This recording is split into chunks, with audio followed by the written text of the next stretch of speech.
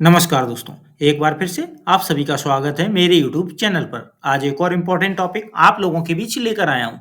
आज के दिन इस वीडियो में बात करने जा रहे हैं स्नातक निर्वाचन क्षेत्र में मतदाता बनने की प्रक्रिया और शिक्षक निर्वाचन क्षेत्र में मतदाता बनने की प्रक्रिया के लिए महत्वपूर्ण जानकारी क्या है और साथ में इसमें ऑनलाइन प्रक्रिया के थ्रू मतदाता कैसे बनेंगे, ये भी बात इसमें सीखेंगे। इसलिए वीडियो को बिना स्किप किए हुए अंत तक जरूर देखिएगा। वीडियो को लाइक, शेयर, कमेंट जरूर कीजिएगा। चैनल यदि अभी तक सब्सक्राइब ना किया हो तो चैनल को सब्सक्राइब करके बेल आइकन को हिट करके और जरूर सेलेक्ट कर लीजिएगा। तो स्टार्ट करते हैं वीडियो।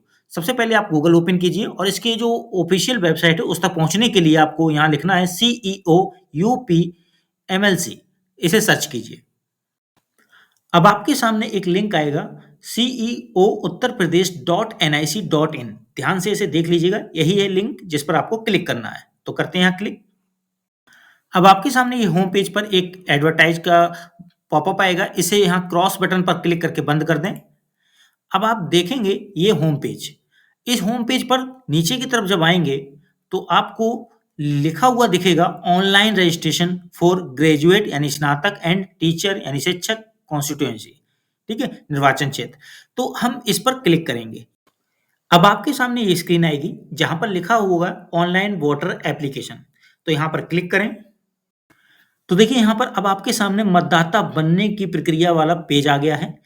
देखिए यहाँ पर apply name for graduates constituency, मतलब स्नातक निर्वाचन क्षेत्र में मतदाता बनने के लिए नेम अप्लाई करना है तो आपको हिंदी लिंक के लिए यहाँ दिया गया और इंग्लिश लिंक के लिए नीचे दिया गया है।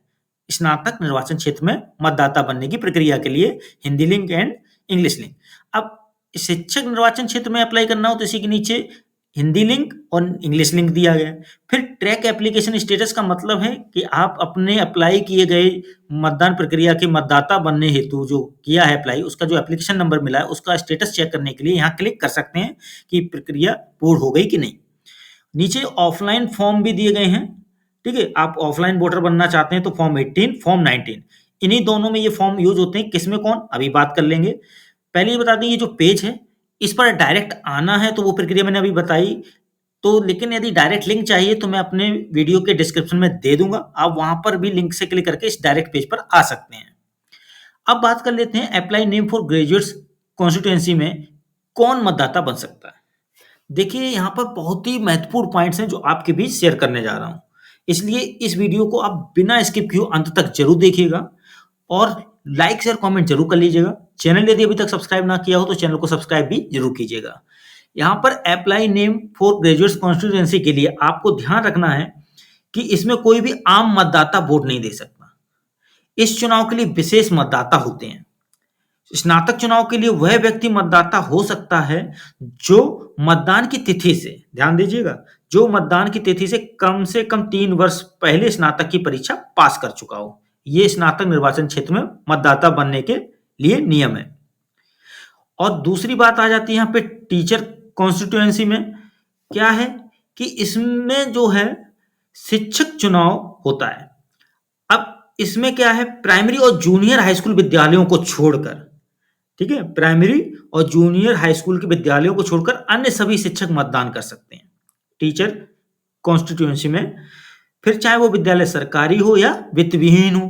इसमें डिग्री कॉलेज के शिक्षक मतदान कर सकते हैं, इंटर कॉलेज के शिक्षक भी पात्र हैं, चाहे वो प्राइमरी या जूनियर हाई स्कूल के छात्रों को भी पढ़ाते हो इंटर कॉलेज के अंदर, वो भी पात्र हैं। तो इसलिए यहाँ पे ध्यान रखना है। तो इसलिए यहाँ पे आप अपनी कंडीशन यानी अपनी पात्रता को ध्यान में रखते हुए अप्लाई कर सकते हैं। अब बात यहाँ पे बताते हैं कि apply name for graduate constituency के लिए प्रक्रिया कैसे ऑनलाइन अपनाएंगे, यानी अपना नाम मतदाता के तौर पे जोड़ने के लिए स्नातक निर्वाचन क्षेत्र में कैसे ऑनलाइन प्रक्रिया पूर्ण करना है। तो यहाँ पर ऊपर एक फॉर्म दिया है, क्लिक टू अप्लाई हिंदी। मैं इसी प्रोसेस को आगे बढ़ाता हूँ, तो क्लिक करता हूँ यहाँ। अब आपको अपना मोबाइल नंबर दर्ज करना, कैप्चा दर्ज करना और सेंड ओटीपी पर क्लिक करना है। तो मैं फिल करके क्लिक करता हूँ सेंड ओटीपी पर। अब आपको जो ओटीपी प्राप्त हुआ उसे यहाँ फिल करें, फिर से एक कैप्चा आया उसे फिल करें और वेरीफाई ओटीपी पर क्लिक करें। अब आपके सामने फॉर्म 18 यानी प्रपत्र 18 ओपन हो गया है।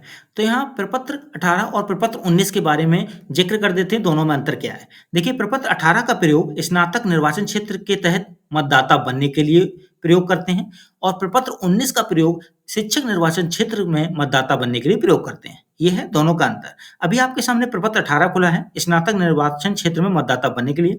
यहाँ कैसे करना है कार्य बता देते हैं इस फॉर्म में।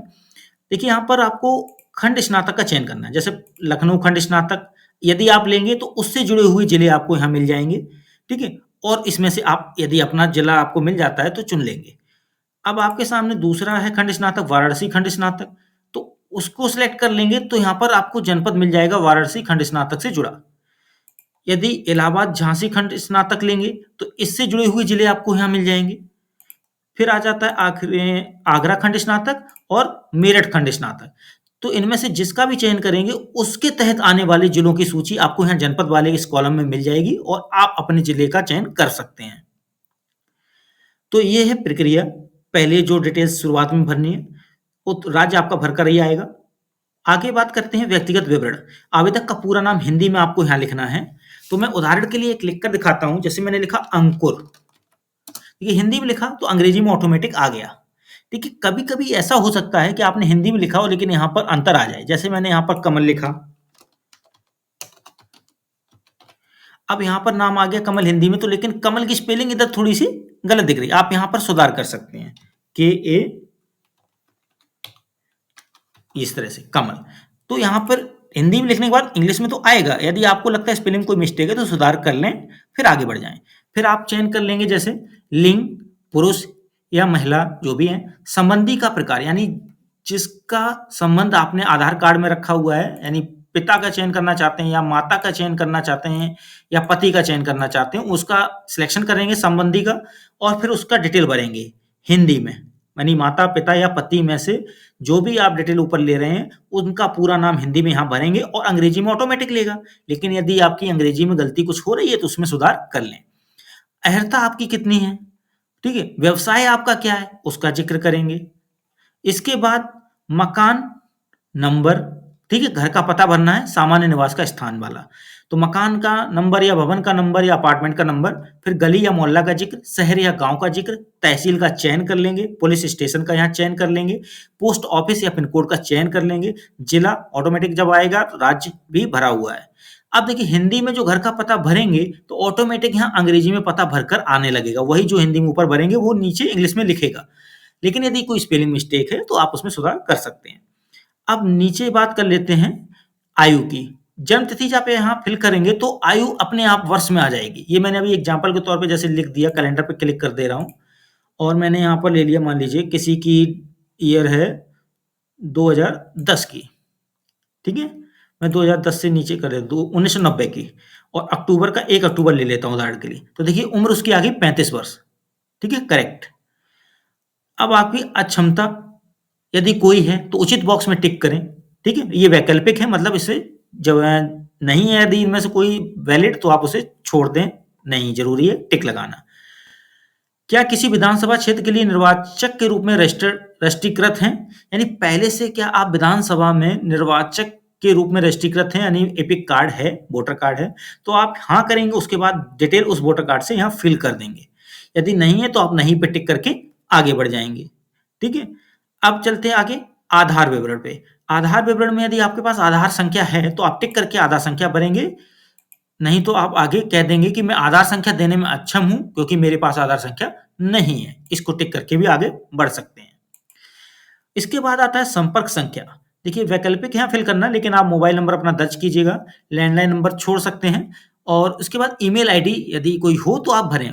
मोस्टली ईमेल आईडी सभी के पास है, एंड्रॉइड फोन्स में सब यूज करते हैं, तो वो ईमेल आईडी भी जरूर फिल कर लीजिएगा। इसके बाद आता है डिग्री और डिप्लोमा का जिक्र। इस पर टिक लगाएंगे। पहले तो मैं विश्वविद्यालय का नाम लिखेंगे जहां से स्नातक पूर्ण किया है, विश्वविद्यालय का स्नातक हूं और सन इतने में, मतलब डेट का जिक्र करेंगे, मैं डिग्री या डिप्लोमा परीक्षा उत्तीर्ण की है। तो ये डेट आपको स्नातक वर्ष के अंतिम वर्ष की जो मार्कशीट होती है उसमें मिल जाती है और यहाँ पर आप फिल करेंगे। यदि ये चीज फिल करने में अक्षम है तो एक ऑप्शन में या में भी दिया गया है, यानी ऊपर वाला छोड़ सकते हो, नीचे वाले को टिक करके कर सकते हैं। यानी ये तो ऐसे टिक कीजिए या फिर नीचे वाले को टिक कीजिए। तो मोस्टली आप ऊपर वाला ही टिक करेंगे, लेकिन फिर भी मैं बता देता हूं कि नीचे वाले को यदि टिक करते हैं तो क्या करना होगा। यहाँ पे कोई डिग्री या डिप्लोमा का उसका जिक्र करेंगे जो स्नातक के समकक्ष है और किस वर्ष में या किस दिनांक में पूर्ण किया है उसका जिक्र यहाँ कर देंगे, ठीक है। तो स्नातक के समकक्ष यदि कुछ और किया है तो उसका ज़िक्र ये नीचे वाले में है और पहला वाला स्नातक स्तर का ही है, तो मोस्टली स्नातक ही वाला चलेगा सभी के लिए। अब नीचे बात कर लें, तो स्नातक होने या उपरोक्त डिप्लोमा या प्रमाण पत्र धारण करने के समर्थन में मैं इसके साथ स्नातक या डिप्लोमा डिग्री अपलोड करना। यहाँ पर आपको फ़ाइल सेलेक्ट करनी नहीं है, स्नातक के अंतिम वर्ष की मार्कशीट की। तो यहाँ अधिकतम फ़ाइल साइज़ क्या होगा? 2 एमबी, ठीक है? फ़ाइल का टाइप क्या होगा? जेपीजी या पीडीएफ फ़ाइल, ठीक है? फिर आता है नीचे, इस या किसी अन्य स्नातक निर्वाचन क्षेत्र के निर्वाचक नामावली में मेरा नाम सम्मिलित नहीं किया गया है। यानी मोस्टली यही केस होगा, यदि आपने आज तक नामावली में शामिल नहीं किया है नाम कहीं भी, तो आप पहला टिक कर देंगे। यदि आपने पहले नामावली में नाम शामिल हुआ है, तो आप नीचे दिए गए टिक को करते हुए अपना ज़िक्र करेंगे स्नातक निर्वाचन क्षेत्र में कहाँ नाम का सम्मिलन पहले हुआ है, ठीक है? और किस जनपद में हुआ है, तो फिर इसको टिक करते हुए नीचे जो लाइन है उसको मेंशन किया जा रहा है कि स्नातक निर्वाचन के लिए निर्वाचक नामावली में मेरा नाम सम्मिलित किया गया है और मैं निवेदन करता या करती हूँ कि मैं उस नामावली से मेरा नाम हटा दिया जाए। तो यदि पहले से कहीं नाम है तो उसके लिए आप कहेंगे मेरा यहाँ तो आवेदन ले लिया जाए, लेकिन जहाँ है वहाँ से हटा दिया जाए। यदि नहीं है आपका कहीं भी तो आप पहले वाला टिक करके आगे बढ़ेंगे। फिर आ जाता है घोषणा। यहाँ पे मैं घोषणा या करता या करती हूँ कि मैं भारत का ही नागरिक हूँ और ऊपर दी गई सभी विशिष्टियाँ मेरे सर्वोत्तम ज्ञान और विश्वास के अनुसार सत्य हैं, ठीक है? तो इसे टिक कर देंगे, इसे टिक करना ही है।